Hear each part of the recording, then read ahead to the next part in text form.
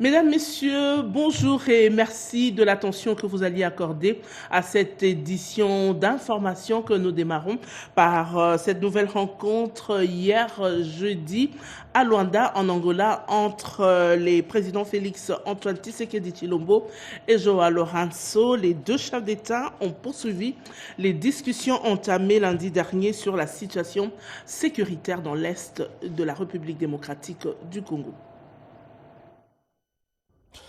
C'est le deuxième déplacement de Luanda en l'espace d'une semaine à l'invitation du président João Lourenço, président de l'Angola et président en exercice de l'Union africaine. 3 jours après leur dernière rencontre, les présidents Félix-Antoine Tshisekedi Tshilombo et João Lourenço ont eu un nouvel entretien ce jeudi 8 janvier au palais présidentiel de la Cidade Alta à Luanda. Cette visite de travail s'inscrit dans la continuité des échanges entamés le lundi dernier entre les deux chefs d'État sur la situation sécuritaire préoccupante dans les provinces du Nord et Sud Kivu après l'occupation de la ville d'Uvira par les troupes rwandaises et leur supplétif de la coalition AFC M23. Les deux chefs d'État ont réaffirmé leur appui aux efforts de paix menés dans le cadre des processus de Washington et de Doha. Je vais commencer d'abord par remercier le président João Manuel Gonçalves Lourenço, président de la République d'Angola, mais aussi président en exercice de l'Union africaine, pour son initiative, son attachement à la paix dans l'Est de la République démocratique du Congo. Et comme je vous l'avais dit il y a quelques jours, il m'avait fait des propositions que je trouvais très intéressantes pour cela, mais qui commencent d'abord par un cessez-le-feu immédiat et inconditionnel. Et je le dis ici au nom de la République démocratique du Congo que je souscris totalement à cette initiative et que nous sommes prêts à aller dans ce sens-là dès que nous aurons un retour de la part du président João Manuel Gonçalves Lourenço, que je tiens encore une fois de plus à remercier pour son engagement en faveur de la paix dans mon pays. Comme vous l'avez entendu dans le communiqué, nous restons bien entendu inscrits dans les processus de Doha et de Washington. Donc ce n'est absolument pas un nouveau processus, ça je tiens à le préciser, et le président qui est à côté de moi le confirme. Je parle sous son contrôle. Il n'est absolument pas question d'un nouveau processus ici. Que l'esprit malin ne vienne pas qualifier le président João Manuel Gonçalves Lourenço de vouloir s'accaparer de quoi que ce soit. Il est en faveur de la paix. N'oubliez pas qu'il était déjà avec nous au début de cette crise. Président en exercice de l'Union africaine, le président João Lourenço veut faire avancer les dossiers RDC à quelques semaines de l'Assemblée générale de l'Union africaine. Le 8 janvier 1996, un avion raté son décollage à l'aérodrome de Ndolo pour finir sa course sur le marché Tipka Sombazigida. 30 ans après ce drame, les souvenirs sont encore intacts dans la mémoire collective. 8 janvier 1996, en début d'après-midi, à 1 heure de pointe, le ciel quinois s'est effondré. Ce jour-là, un avion de marque Antonov a raté son vol et son envol, et Kinshasa a perdu une partie de son souffle. Quelques secondes plus tard, de centaines de vies sont fauchées par l'acier et le feu, des familles brisées et tout un pays choqué.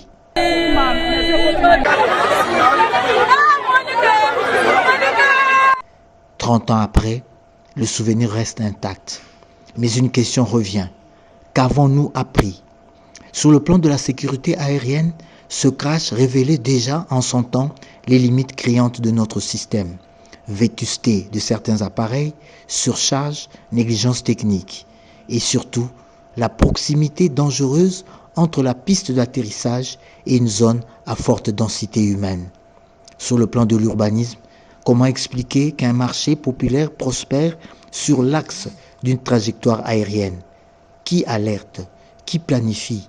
Qui protège? Aujourd'hui, 30 ans après ce crash-là, mon souhait est qu'on puisse ériger un monument en mémoire de nos frères et sœurs qui ont perdu la vie parce qu'ils cherchaient la vie pour leurs frères et sœurs. Ils étaient en train de vendre et le malheur les a surpris. Alors si aujourd'hui on peut ériger un monument, ce sera un lieu touristique. Aujourd'hui, la République démocratique du Congo a fait des pas, certes, mais à Tipka, le marché est toujours là.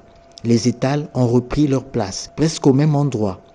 La ville de Kinshasa a grandi. Les avions ont changé, mais les dangers, lui, rôdent toujours. Le passé semble s'être refermé sans se cicatriser. Ce drame de Tipka n'est pas une simple page d'histoire. Il est un signal, un avertissement, un devoir de mémoire pour bâtir une aviation et une ville plus sûre, une ville qui anticipe et un peuple qui se souvient. Intensification de l'opération Ndobo, plusieurs Kuluna appréhendés par le service de sécurité sont passés aux aveux d'une audience foraine où ils sont jugés en procédure de flagrance. Opération Ndobo, le présumé Kuluna face à la justice et l'État marque son autorité. C'est un coup de filet d'envergure contre la criminalité urbaine. Plusieurs présumés Kuluna interpellés lors de bouclages intensifiés dans plusieurs provinces comparaissent désormais en audience foraine devant les tribunaux militaires de Matete Ndjili. Le vice-premier ministre de l'Intérieur et Sécurité, Jekmen Chabani, était présent pour marquer l'importance de la sécurité réservée aux Congolais. Armés de machettes, de couteaux et autres armes blanches, ces jeunes malfrats au regard vide font face à la justice congolaise dans le cadre d'une procédure de flagrance. Familles des accusés, victimes qui riaient, tous ont répondu présents à cette audience publique. Témoignages douloureux, visages marqués, blessures encore visibles. Certaines victimes se sont même constituées en partie civile. L'objectif ici est de restaurer l'autorité de l'État, garantir la sécurité des citoyens et redonner confiance à la population. Une initiative portée par le vice-premier ministre, ministre de l'Intérieur et Sécurité, Jekmen Chabani, qui entend faire de la lutte contre la délinquance une priorité nationale. La justice veut aller vite, frapper fort et marquer les esprits à travers un message clair. Fini l'impunité. CAN Maroc 2025, l'émotion a laissé la place au fair play et à la fraternité sportive après l'incident survenu lors du match RDC-Algérie le mardi dernier. L'Algérie a présenté ses excuses envers le supporter congolais Michel Kouka alias Lumumba.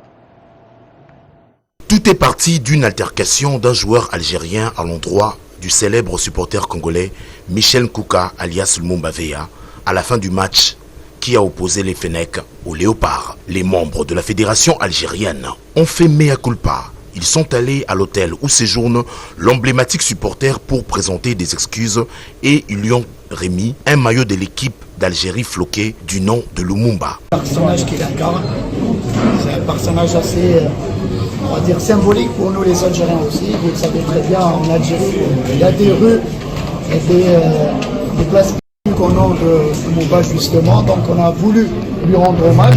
Un petit hommage, on va dire, assez modeste, avec un maillot officiel de l'équipe nationale. Voilà, au nom, à son nom justement. Voilà. On peut acclamer. À travers sa page Instagram, le joueur à l'origine de l'altercation, Mohamed Amoura, a également présenté ses excuses, devenu une figure emblématique de la CAN Maroc 2025 pour sa manière de supporter les Léopards qui incarnent l'icône et héros de l'indépendance de la RDC, Patrice Emery Lumumba. Michel Kouka, dit Lumumba Veya, devient un symbole de la résilience congolaise, de savoir-faire et de l'amour de la patrie que témoignent des femmes et des hommes qui évolue parfois dans l'anonymat. Au ministère de la Défense nationale, le personnel civil dont les salaires avaient été gelés après le contrôle de l'IGF était reçu hier par le vice-premier ministre, ministre de la Défense nationale et des anciens combattants, Guy Kabombo Mwandia Vita. Le patron de la défense nationale congolaise a reçu dans son cabinet de travail une délégation d'agents civils dont les noms avaient été retirés de la liste définitive de paye à l'issue du contrôle mené par l'inspection générale des finances IGF en 2022 dans le cadre de l'assainissement du fichier salarial. À la suite du contrôle physique et biométrique, plusieurs cas jugés litigieux avaient vu leur compte salariaux gelés, provoquant un mouvement de mécontentement et des actions de protestation. Soucieux de transparence et de dialogue, le vice-premier ministre a accordé une audience aux concernés et les a invités à produire les preuves étayant leurs revendications lors d'une séance de travail mixte prévue la semaine prochaine en vue d'un éventuel rétablissement de leurs droits. Conscient du caractère vital du salaire et en bon père de famille, Maître Guy Kabombo Mwadiavita a instruit l'auditoriat général d'enclencher le processus de dégel des comptes bancaires concernés à titre conservatoire en attendant l'issue de l'examen du dossier. Une décision accueillie avec satisfaction par les agents concernés qui ont exprimé leur reconnaissance au vice-premier ministre de la Défense nationale pour son sens de l'écoute et son souci de justice sociale. Les enfants itouriens associés aux groupes armés sont appelés à adhérer au programme de désarmement, démobilisation, relèvement communautaire et stabilisation, et cela pour répondre au principe de 0 enfant dans les groupes armés. Plus de 1000 enfants sortis des groupes armés enregistrés en 2025 en Ituri par le programme de désarmement, démobilisation, relèvement communautaire et stabilisation au PDDRCS. Il était temps pour le programme de faire le suivi et évaluer des activités liées à la sortie des enfants associés aux groupes armés. Pour ce faire, la patronne des opérations du PDDRCS, Marie-Chantal Lumba, vient d'évaluer la situation actuelle de ces enfants et apprécier les mécanismes de leur prise en charge depuis leur séparation avec les groupes armés. La place des enfants est à l'école et dans la famille et non dans un groupe armé, a martelé Marie-Chantal Lumba au cours de sa visite au centre de transit et d'orientation, bien avant la tenue d'une réunion de concertation avec les acteurs impliqués dans la protection des enfants, la MONUSCO à travers sa section de protection de l'enfant et l'UNICEF. Ces derniers ont salué l'initiative et l'implication du programme dans le suivi des enfants sortis des groupes armés et la dynamique de concertation instaurée avec les acteurs. Ils ont également rassuré de mobiliser davantage de ressources pour répondre aux besoins persistants en matière de protection de l'enfant. Les difficultés auxquelles sont confrontés seront analysées et prises en compte par la coordination nationale du PDDRCS pour une solution adéquate, a rassuré Marie-Chantal Lumba.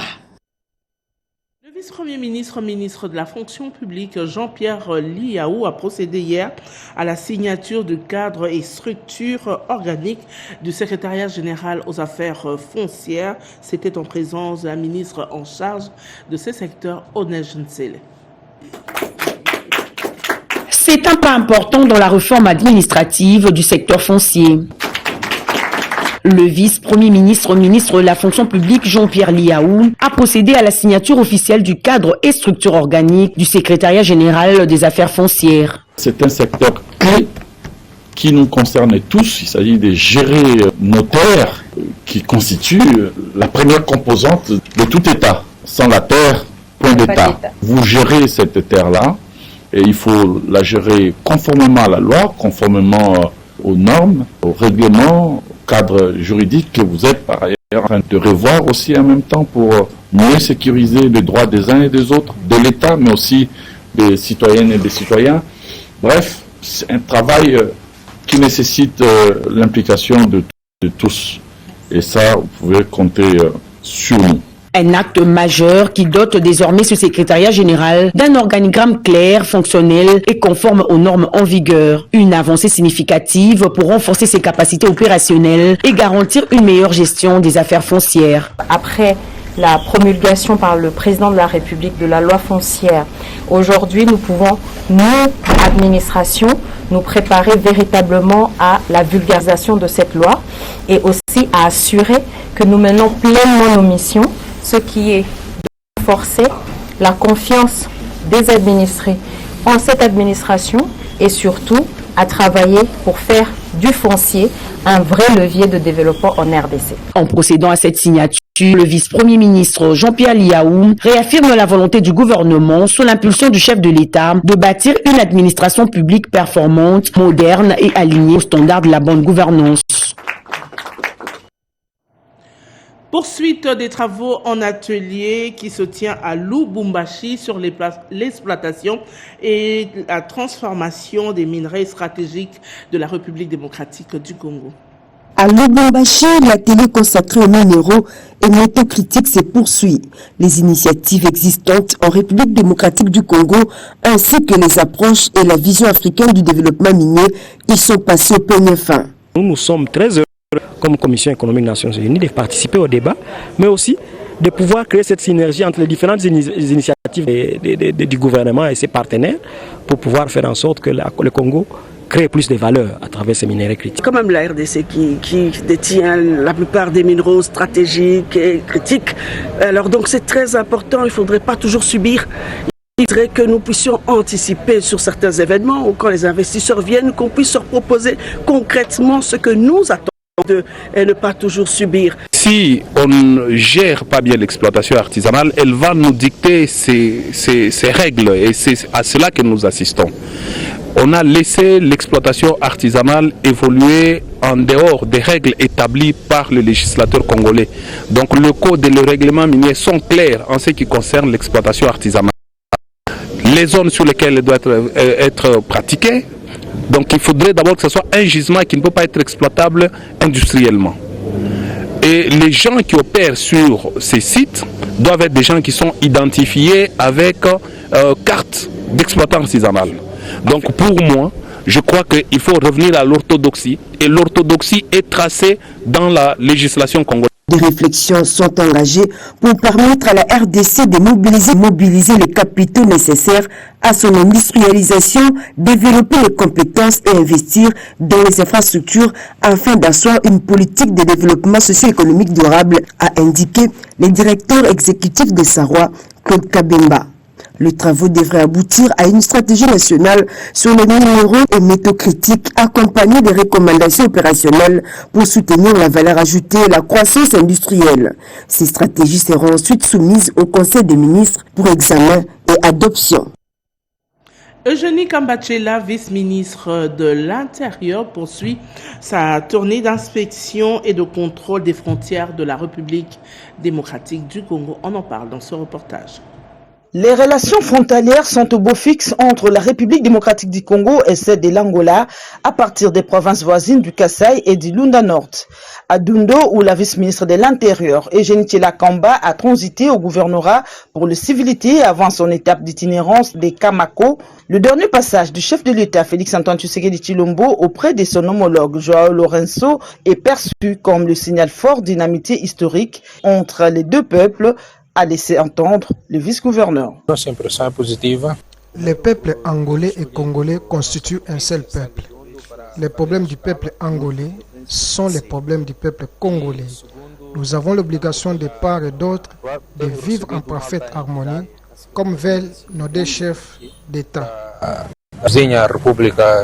Le même témoignage pour la vice-ministre de l'Intérieur, Eugénie Kamba. Nous sommes en transit ici dans la province de Nord. Cette province, elle est voisine à plusieurs de nos provinces, y compris le Kasaï. C'est dans cette ambiance de fraternité entre deux pays que la délégation de la vice-ministre de l'Intérieur, Eugénie Kamba, a pris route pour la cité frontalière Kamako. Ici sur place, elle a communié avec ses compatriotes avec un seul message, la vigilance totale pendant cette période de guerre d'agression rwandaise. Après Kamako, Eugénie Kamba est attendue à Kanjandi, une autre cité frontalière stratégique entre la RDC et l'Angola. Retour des cantines universitaires, le service national a remis un lot important de farine de maïs aux universités et instituts supérieurs de l'ICASI et Kolwezi. La farine de maïs du service national pour les étudiants de l'Ikassi et Kolwezi. Après Kinshasa et Lubumbashi, la tournée sociale du service national se poursuit dans l'espace Grand Katanga. Les étudiants de l'université de l'Ikassi, de l'ISP l'Ikassi et de l'université de Kolwezi ont reçu une importante dotation en sacs de farine de maïs produits localement par les bâtisseurs du service national.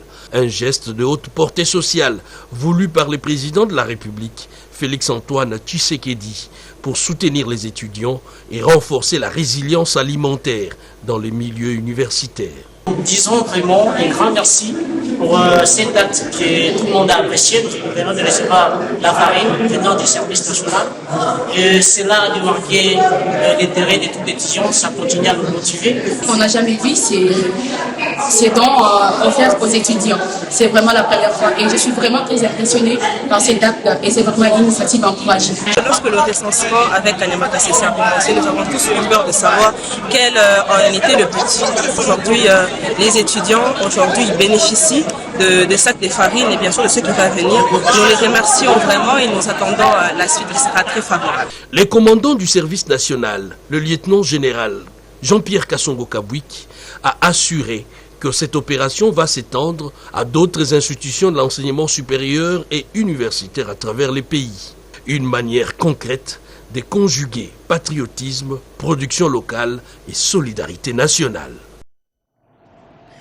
Page noire dans ce journal, c'est depuis mercredi dernier que la RTNC en particulier et la famille communication en général pleurent là dès l'heure. Il s'agit de Médard Liévin Mbouyal Mangal, directeur à l'Institut congolais de l'audiovisuel. Sur ces images, sa dernière prestation à l'émission en